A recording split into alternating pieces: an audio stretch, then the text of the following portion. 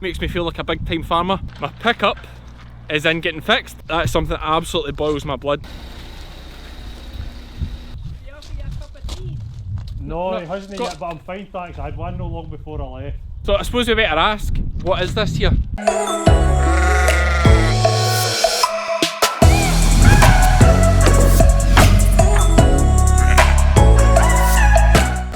Good morning, sheep fans. Cammie's the name, sheep's the game. Today, I've got something special coming. I thought I'd make a wee video about it. Quite exciting for me. Makes me feel like a big time farmer. But something that you might not know is that I actually live in a scheme, which in Scotland is what we call like a place where people from the town would live.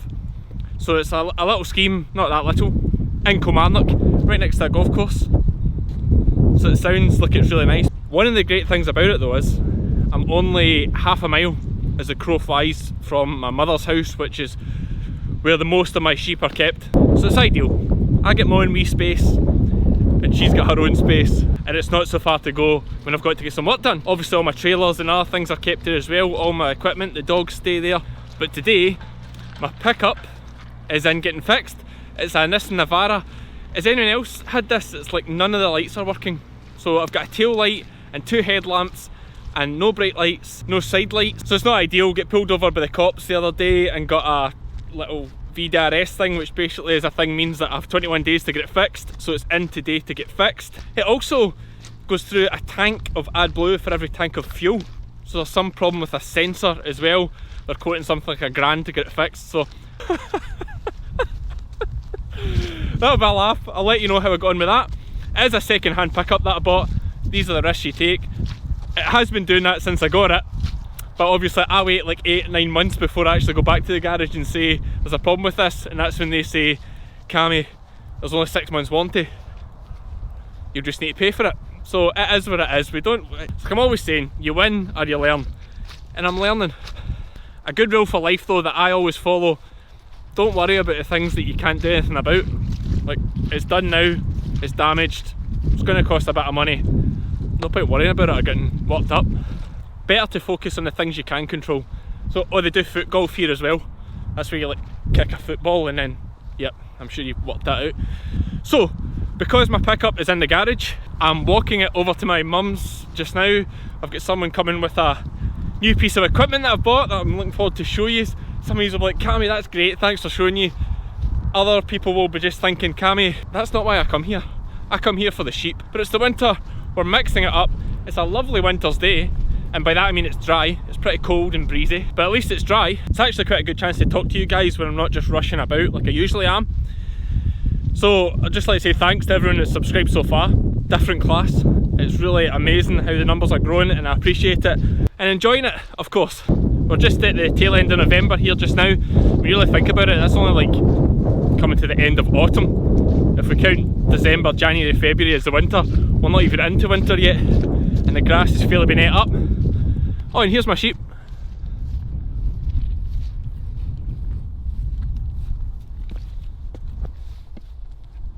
So you see, I'm pretty close as the crow flies, but this is actually one of my least favourite fields in this farm because you can't see it from the road, and not just that, nobody can see it from the road, so there's no houses nearby or anything. Most of the other fields you can see them from the road or from a distance. It's quite hidden in here. You'll see the way there's a wee now there, a wee rise in the field, and you can't actually see it from the road, which, you know, is fine, but because we are right next to that golf course there, and that part of the golf course particularly is used more for sort of foot golf, you get a lot of people walking dogs. We have had problems in the past with dog worrying, and it's a massive topic and something I probably will do a video on. But if anyone's watching this not from a farming background, just really think when you're out with your dog, if it's off the lead, if you're near the countryside, because almost every time I've dealt with someone whose dog's worried sheep, they always say the same thing. They've never done anything like that before. I never thought my dog would do that, but they do. It's dogs, most of the time, in their head they just think they're playing, but as the months go on and we get nearer spring, the sheep get heavier and heavier and lamb, and if they get terrorised by a dog, even for 10-15 minutes, that can cause abortions and all sorts. So it's one of those things, there's not much that I get worked up about genuinely, but that's something that absolutely boils my blood. Like, it's so avoidable, and it's down to sheer ignorance and people thinking they know animals and their dogs when they don't. But it's something we'll talk about again later, particularly as we get near lambing time, and unfortunately I'm sure we'll see it more and more in the news as we do every bloody year. So that's the reason I don't like this field, because I can't see the sheep all the time. Nobody can see this. Obviously I can't be with them all the time, but at least the fields that are near the road, there's going to be somebody passing and would see something and phone me. Not in this field. But at least that's them checked for today.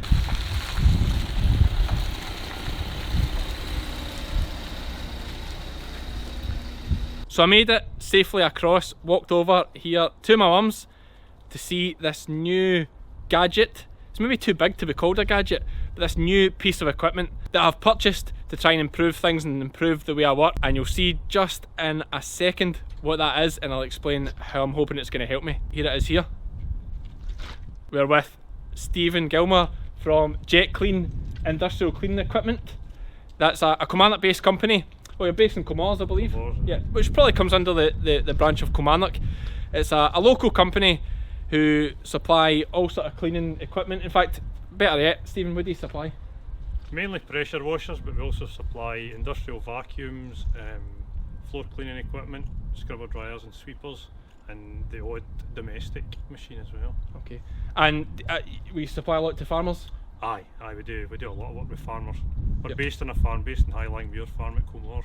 Yep. Do a lot of farmers get this particular one, or what one? This sort of size of machine, yeah, mainly round about this sort of range. This has now been superseded, this particular one, but it's that range that they go for. It's a vintage, I like the vintage models.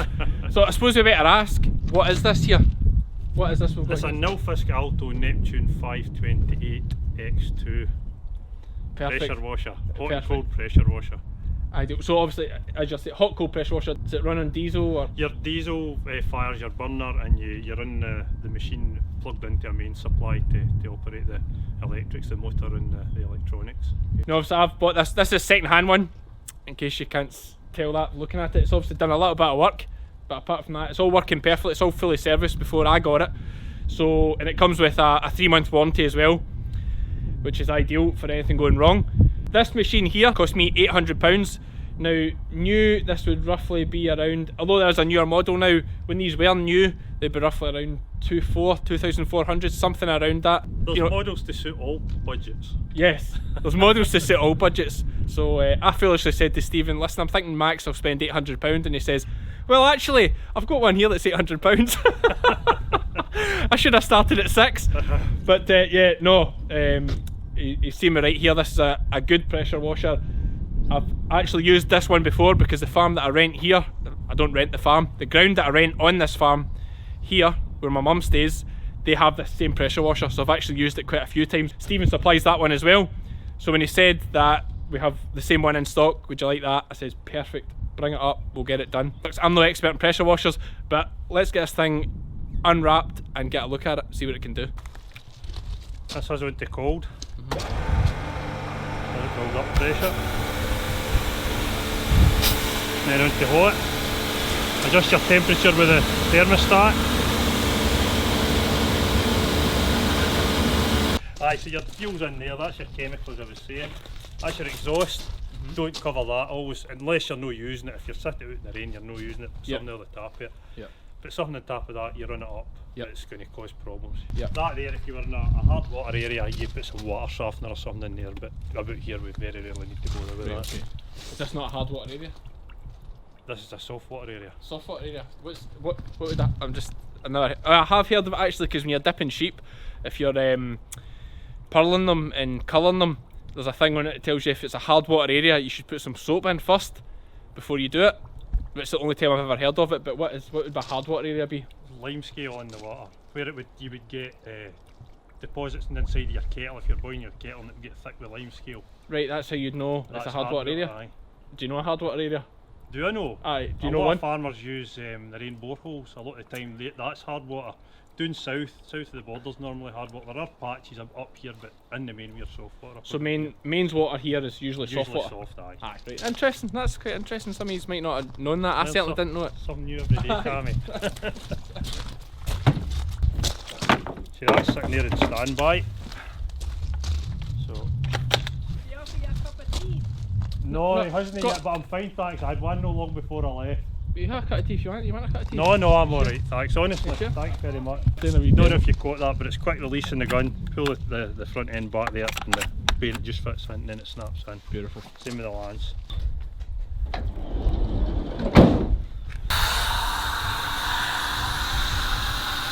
Is this hot water coming out in it? Will you put this on with hot water? Aye, a wee bit of hot water just to activate the chemical a wee bit. Right, yeah.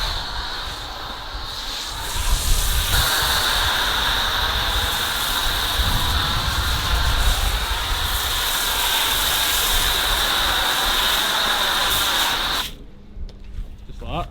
Just like that. Just get a minute or two to agitate it, and then just hit the lance and You've rinse got it a wee off bit. if you're really... Yeah, you look a bit like a porn star. Again? You keep those days up. I'll no show the lassies that one. Wash for the bottom up.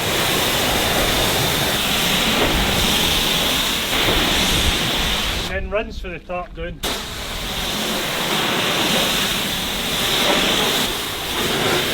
I've not got a job in a car wash. I'm just watching that as Stephen's doing it through the cameras. I've got unbelievable product placement here, just like revealing the Jet Clean sign. That's not even intentional. I'm just watching it through there thinking this is magic.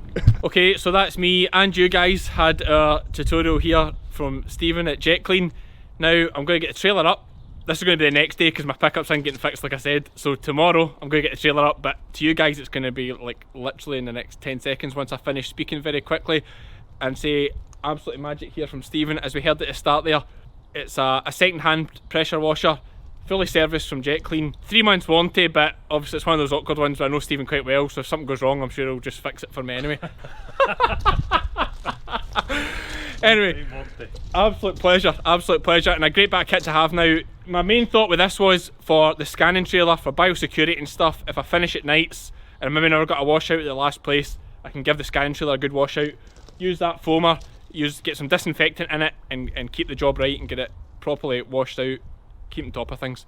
That was a big idea, and I wanted one at home instead of running cadging off all the farmers nearby. So ideal. Here's the trailer getting washed out. You'll rarely see my trailer clean, but I do my best to stay on top of it. The bottom. So we'll do a quick montage of me using the pressure washer just to finish this one off.